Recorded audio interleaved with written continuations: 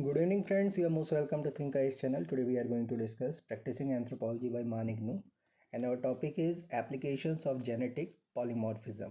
Let us begin the topic. First of all, we will discuss introduction part. Then we will discuss concept of genetic polymorphism, types of polymorphism. Then we will discuss clinical genetics traits, ABO, RHD, serum proteins, in which we are going to discuss human blood group systems, hemoglobin variants, balance polymorphism, lactose tolerance or intolerance, G6PD, glucose 6 phosphate, dehydrogenase, genetic variability of major histocompatibility complex MHC in human populations. After that, we will discuss DNA polymorphism, STR and SNP, in which we will discuss what is DNA polymorphism versus biochemical polymorphism, what are the advantages in population genetics, how is DNA polymorphism detected, short tandem repeats, STR or microsatellite, single nucleotide polymorphism, SNPs, what are the applications of DNA polymorphism in anthropology. After that, we will discuss forensic and legal traits, individual identification and crime detection, in which we will discuss individual identification and crime detection, identification of sex, identification of age, reconstruction of height, identification of descendants, DNA profiling. At the last, we will discuss summary. Learning objectives are, after going through this unit, you will be able to comprehend about the enormous genetic variation in humans, critically evaluate how these genetic variations are mentioned by balanced polymorphism, and explore the possible applications of genetic polymorphism for the betterment of mankind. Introduction part. Physical anthropology primarily studies biological variation in human beings. All the biological and morphological traits exhibit variations and thus are important in understanding not only the variation but even the inheritance patterns shown by most of them. Expansion in the applicability of human genetics to human welfare has created numerous possibilities in reducing the disease and improving the health status, as well as looking into the potential problems like ethical, moral, and practical. It is apparent that numerous polymorphic traits are genetic in nature and are inherited in a simple Mendelian fashion. For example, blood group system, serum protein, hemoglobin variants. With the advent of new and advanced techniques, more and more polymorphic traits have been identified and are being used for the welfare of the humankind. Besides considering different types of polymorphism, the use of DNA technology is quite pertinent for establishing the ancestry as well as solving the problems related to disputed percentage and genetic counseling. The forensic aspect is the latest addition, as it not only helps in determining the age and sex of skeletal material recovered in criminal cases but also determining the living stature of the individual to whom the bones belong. The reconstruction of the face from the skull using computer graphics and tomography are the latest methods that have been included in the gamut of applied physical anthropology. Concept of genetic polymorphism, types of polymorphism.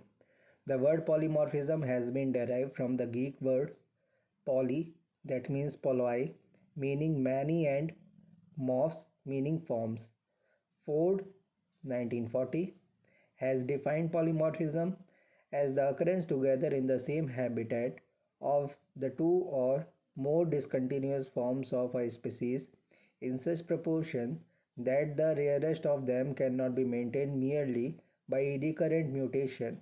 Most of the polymorphic traits are genetic in nature and are inherited as a simple Mendelian fashion. Genetic polymorphic traits are different blood group systems, various red cell proteins, serum proteins, and hemoglobin variants, etc. Genes that occupying the same locus on a particular chromosome and control the heredity of a particular characteristic, such as blood type, are known as alleles. When more than one version of the same trait is common, such as blue and brown eyes or type A, type B, and type O blood groups, the population is said to be polymorphic for that trait. Humans have long been recognized to be polymorphic for blood groups, skin color, hair texture, stature, and other traits. Genetic polymorphism promotes diversity within a population.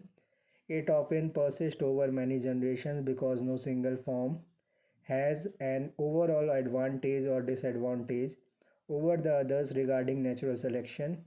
The types of polymorphic systems so far discovered have naturally reflected the techniques used for detecting them. A polymorphism may be transient. This happens if a favorable gene is spreading through the population, but the majority of polymorphism, particularly all those discovered in human, are not transient. They are balanced polymorphisms and have existed for a very long time. These polymorphic traits are often used in the study of population diversity, movement, and relationship between and within various populations. In recent times, enormous advances in the analysis of such genetic variations have been made. New biochemical and immunological polymorphisms have been discovered due to advancement of various techniques like isoelectric focusing, and more recently a vast array of DNA polymorphism have been added. Genetic polymorphism is actively and steadily maintained in populations by natural selection, in contrast to transient polymorphism, where a form is progressively replaced by another. By definition, genetic polymorphism relates to a balance or equilibrium between morphs. The mechanism that conserve it are types of balancing selection.